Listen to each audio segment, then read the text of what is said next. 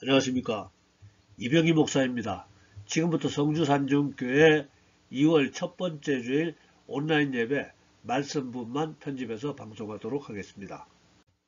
오늘 말씀 나눌 내용의 제목은 예수님의 보혈은 무슨 의미가 있는가 이렇게 정했습니다. 성경 말씀은 요한일서 1장 5절에서 7절로 우리가 그에게서 듣고 너에게 전하는 소식은 이것이니 곧 하나님은 빛이시라 그에게는 어둠이 조금도 없으시다는 것이니라.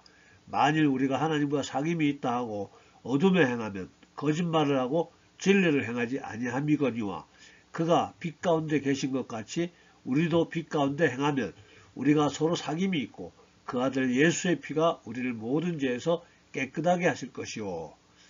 이런 말씀입니다. 하나님은 빛이십니다. 그러니까 우리도 빛 가운데 있어야 하고 우리가 빛 가운데 있게 되면 그때 우리의 죄와 허물이 다 드러나서 그래서 나 자신을 바로 볼 수 있는 상태가 되고 그래야만 예수님의 보혈이 우리를 깨끗하게 하신다는 말씀입니다. 즉 우리 자신이 죄인인 것을 분명하게 깨달았을 때 예수님의 은혜를 잊게 된다는 뜻입니다. 시작부터 약간 어려운 말씀이네요. 아무튼 오늘은 우리가 오랜만에 우리가 믿는 복음의 기본적인 내용에 대해서 다시 한번 간단히 살펴보는 시간을 갖도록 하겠습니다.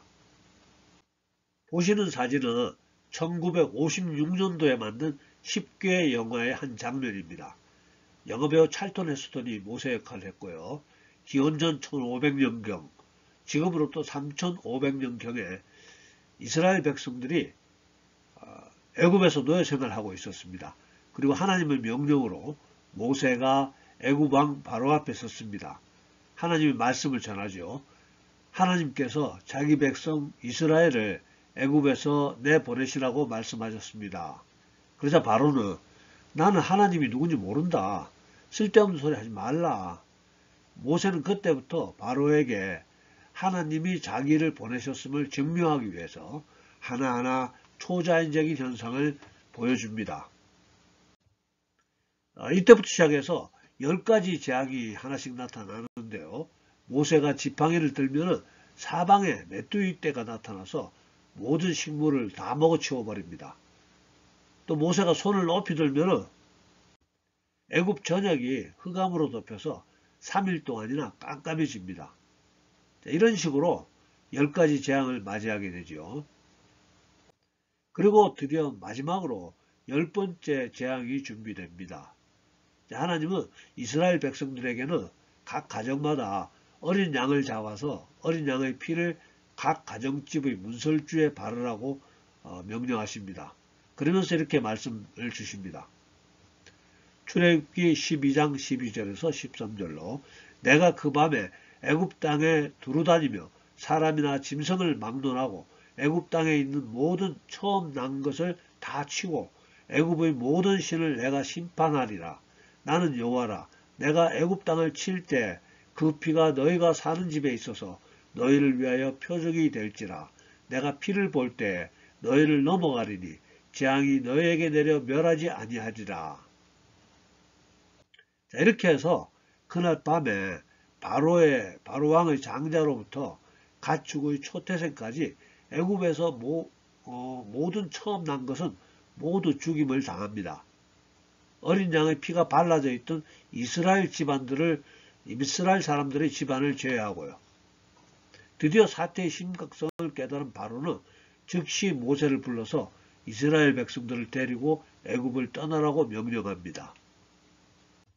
이렇게 해서 이스라엘 백성이 애굽 땅에 거주한 지 430년 만에 애굽을 떠나서 가나안으로 행진을 시작하는데요.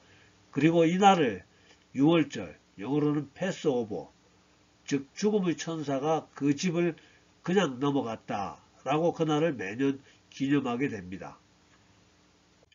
자, 그리고 이때로부터 1500년 후에 하나님이 약속하신 대로 하나님이신 예수님이 인간의 몸을 입고 이 땅에 오셔서 6월절 그날의 어린 양이 되어서 십자가에서 피를 흘리시게 됩니다.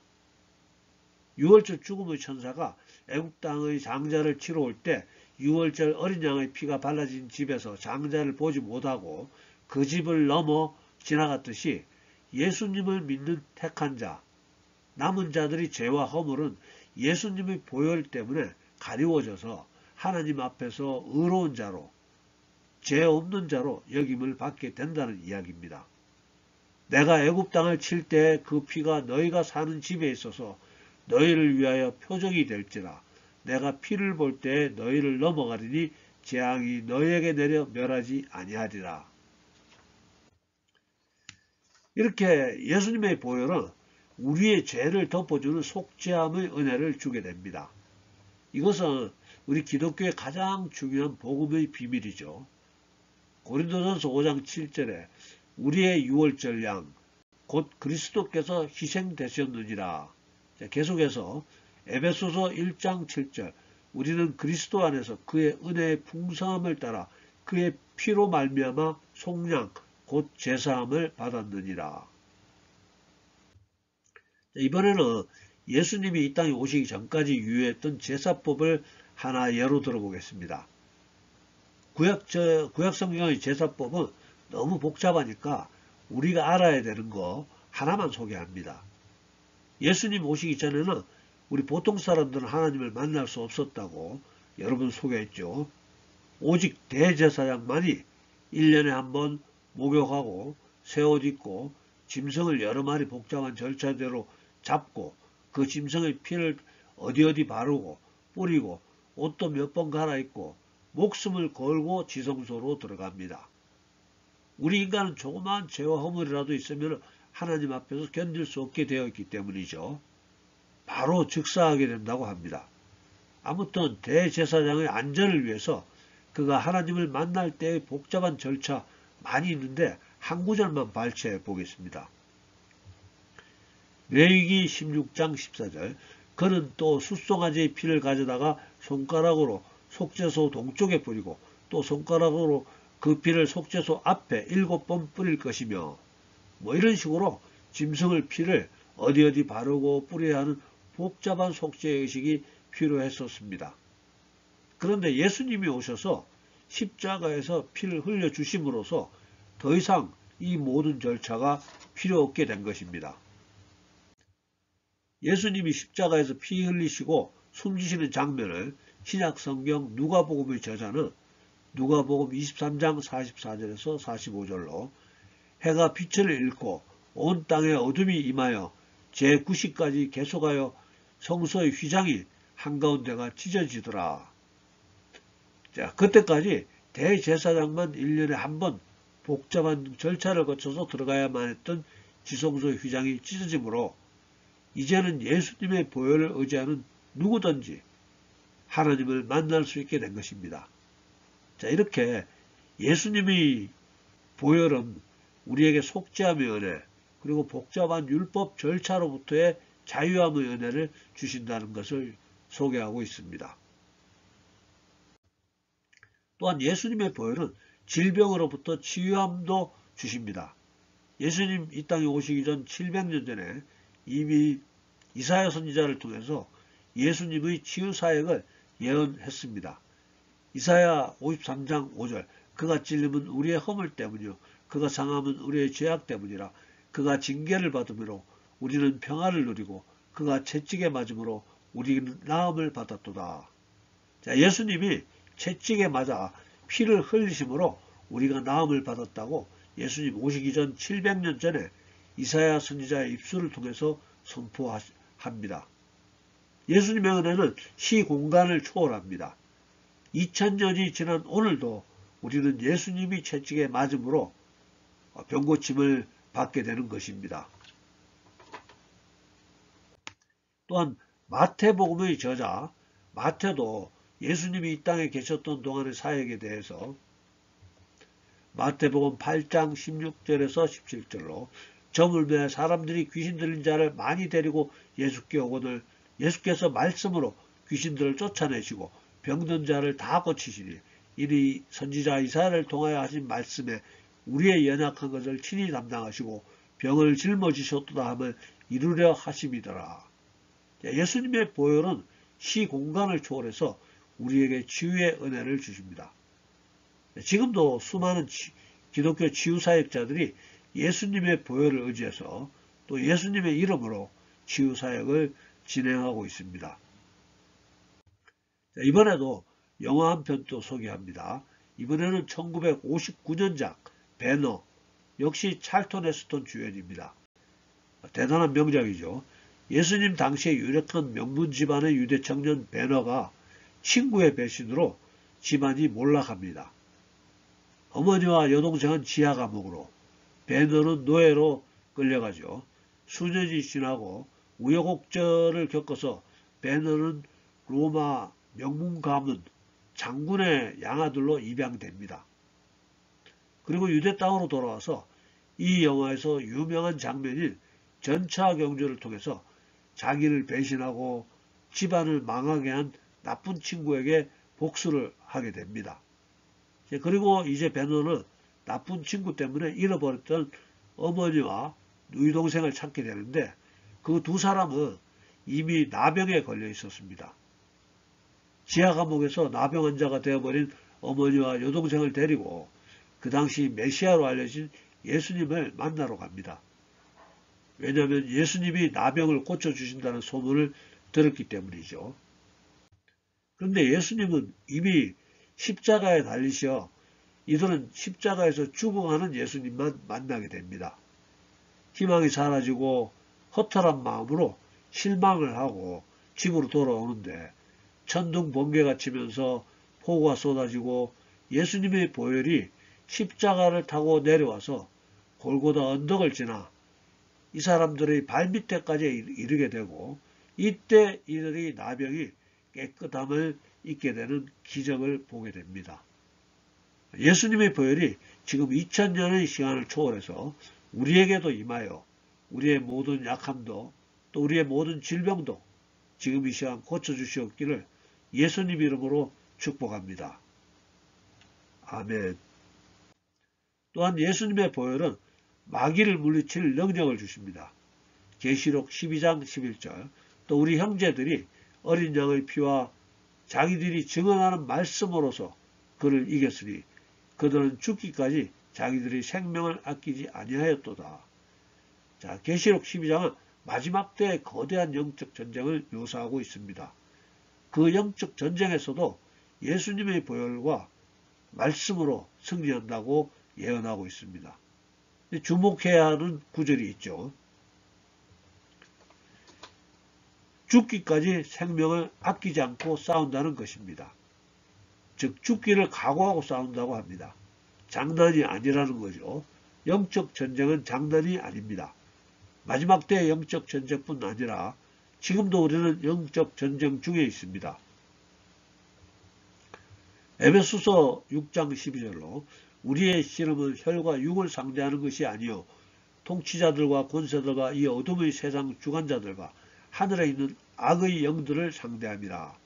마찬가지로 예수님의 보혈과 말씀으로 마귀의 세력과 싸우는 것입니다. 그러므로 예수님의 보혈을 찬양해야 합니다. 예수님의 보혈이 나의 죄를 사했다고 선포해야 하고요. 예수님의 보혈이 나를 두르고 나를 지키고 있다고 선포해야 합니다. 그러면 마귀는 예수님이 보혈을 무서워서 역사하지 못한다고 합니다.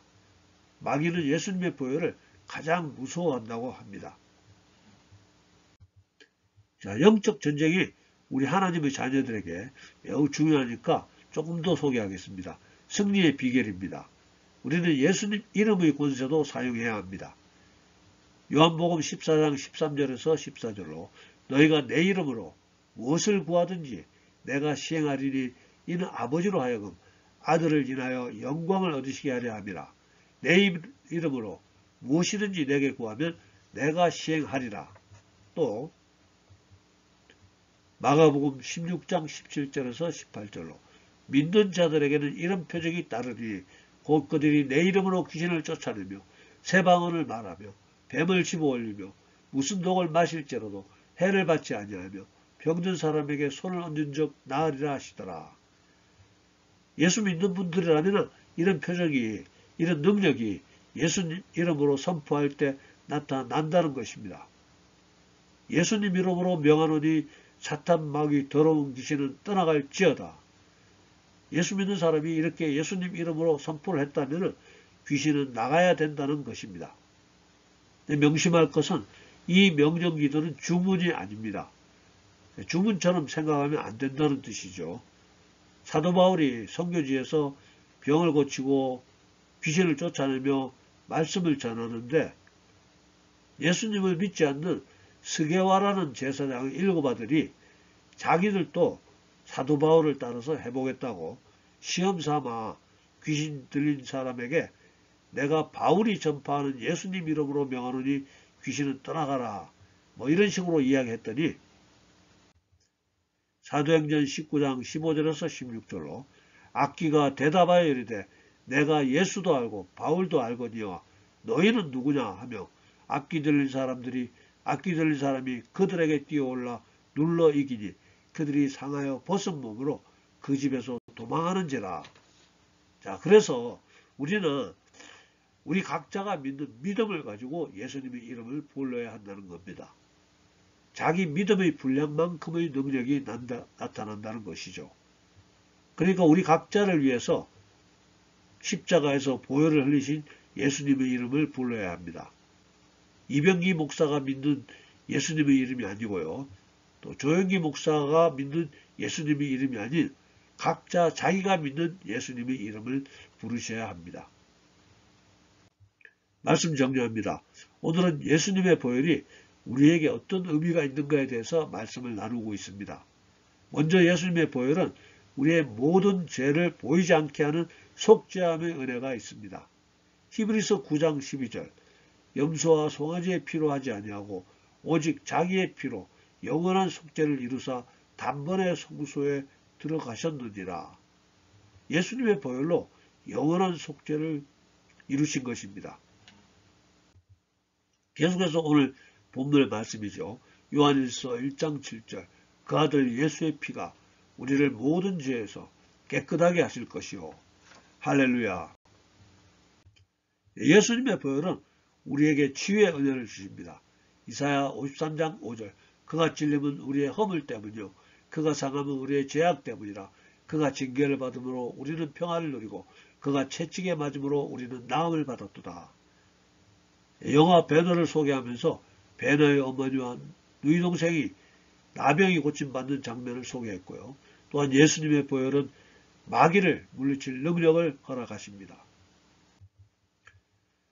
또 우리 형제들이 어린 양의 피와 자기들이 증언하는 말씀으로서 그를 이겼으니 그들은 죽기까지 자기들의 생명을 아끼지 아니하였도다. 예수님의 보혈이 우리의 모든 죄책감을 얻게 할 것이고요. 예수님의 보혈이 우리의 모든 질병과 연약함을 치유하실 것이고요. 예수님의 보혈이 우리에게 모든 나쁜 일이 생기게 하는 마귀의 장난을 이길 수 있는 힘을 주실 것입니다. 예수님이 우리에게 베풀어 주신 보혈의 은혜와 능력으로 이 세상을 능히 이기는 우리 모두가 되시기를 예수님 이름으로 축복합니다. 기도하겠습니다. 사랑과 많으신 아버지 하나님, 오늘도 사랑하시는 주의 자녀들 이렇게 불러주시고 오늘도 함께 예배드릴 수 있으며 또 하나님 말씀을 나눌 수 있음을 감사드립니다. 오늘은 특별히 예수님이 흘리신 보혈이 우리에게 무슨 의미가 있는가에 대해서 말씀을 나누었습니다. 아버지 하나님, 우리가 예수님 보혈의 의미를 아는 것으로만 만족할 수 없습니다. 우리에게 은혜를 내려주시옵소서. 예수님의 보혈로 우리를 덮어주시옵소서. 우리에게 지난 죄와 허물이 씻겨져 깨끗함 받기를 원합니다. 우리 몸의 질병과 연약함이 고침받는 기적을 보기 원합니다. 우리에게 예수님 보혈의 능력이 나타나는 것을 보여주시옵소서. 예수님의 보혈로 우리의 모든 어둠이 떠나가고 슬픔과 원망과 미움이 사라져버림을 보게 하여 주시옵소서. 예수님의 보혈이 우리에게 회복의 은혜가 임하는 것을 체험할 수 있도록 축복하여 주시옵소서. 주님의 이름을 부르는 자들에게, 오늘 하나님을 예배하는 자들에게, 하나님의 말씀을 듣는 자들에게 예수님의 보혈을 덮어 주시옵소서. 지금은 우리 구주 예수님의 은혜와 아버지 하나님의 극진하신 사랑과 성령님의 감동, 감화, 교통하심이 오늘 예배에 참석한 우리 모두에게 또 우리들의 가정과 일터와 성미는 교회 위에 지금부터 영원토록 함께하여 주시옵기를 간절히 축원하옵나이다. 아멘. 예, 감사합니다. 할렐루야. 다음 주에 뵙겠습니다.